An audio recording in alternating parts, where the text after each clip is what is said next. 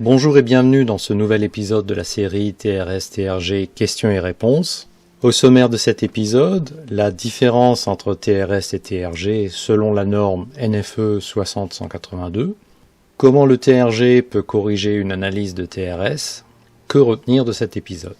Dans cette série, j'ai tendance à mettre en avant le taux de rendement synthétique et pour l'instant j'ai peu mentionné le taux de rendement global, le TRG.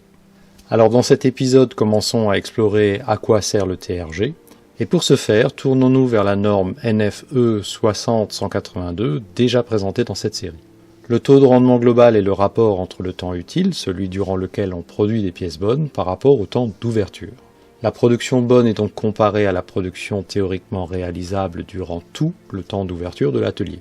Le TRS, je le rappelle, compare la production bonne à la production théoriquement réalisable durant le temps requis. Le temps requis est le temps durant lequel on engage un moyen de production avec la volonté de produire. Ce qui distingue le TRS du TRG est donc le temps restant entre le temps requis et le temps d'ouverture, durant lequel il n'y a pas de production planifiée. Le ratio qui compare le temps requis et le temps d'ouverture s'appelle le taux de charge.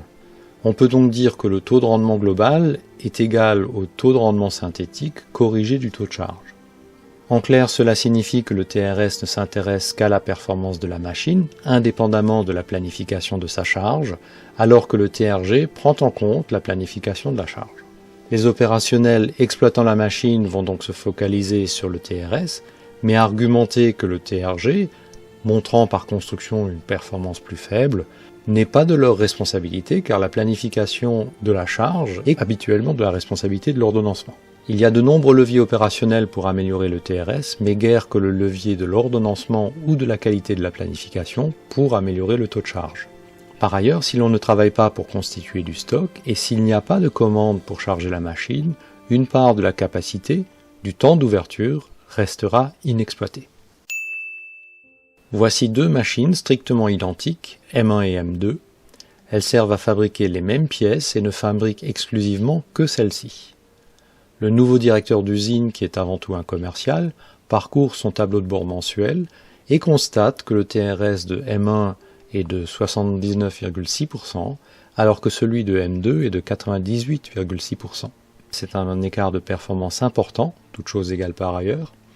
Il interroge donc le responsable de production à propos de cette différence, et ce dernier lui rétorque que le TRG de M1 est de 77,4%, alors que celui de M2 est de 16,1%. Que devrait comprendre le directeur d'usine avec cette précision ?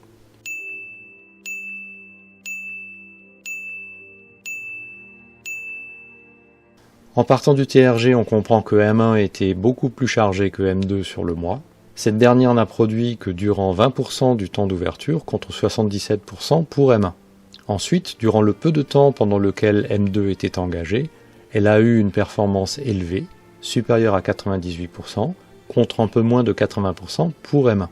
Il est probable que M2 a bénéficié d'une attention particulière pendant ces temps d'arrêt, comme par exemple la maintenance préventive, les changements et réglages réalisés sans la pression de l'urgence. M1 étant chargé de manière importante, les pannes et tous les temps excédentaires pour changements et réglages vont diminuer sa capacité et dégrader sa performance globale. Pour expliquer cela, le responsable de production affiche les histogrammes correspondant au TRS des deux machines pour le mois. On y voit clairement que M2 ne fonctionne que 2 jours par semaine contre 5 pour M1, et que M1 a eu 5 jours de sous-performance marqués sur le mois. Puis le responsable de production affiche les histogrammes de TRG, où l'on voit que sur les 2 jours où l'on engage M2, celle-ci ne l'est que pour 40% environ du temps d'ouverture. Que doit-on retenir de cet épisode ? Lorsque l'on compare des TRS ou des TRG, il faut s'assurer que c'est sur une base identique pour des productions et des charges comparables. Une machine qui affiche un excellent TRS, au-dessus de 80%, est quelque peu suspecte. On va donc vérifier son taux de charge ou son TRG si celui-ci est disponible. Selon la question à laquelle on cherche à répondre, le TRS ou le TRG seul ne donne pas nécessairement la bonne réponse avec l'éclairage adéquat. Si vous avez trouvé intérêt et valeur dans cet épisode, n'hésitez pas à le faire savoir et à le partager.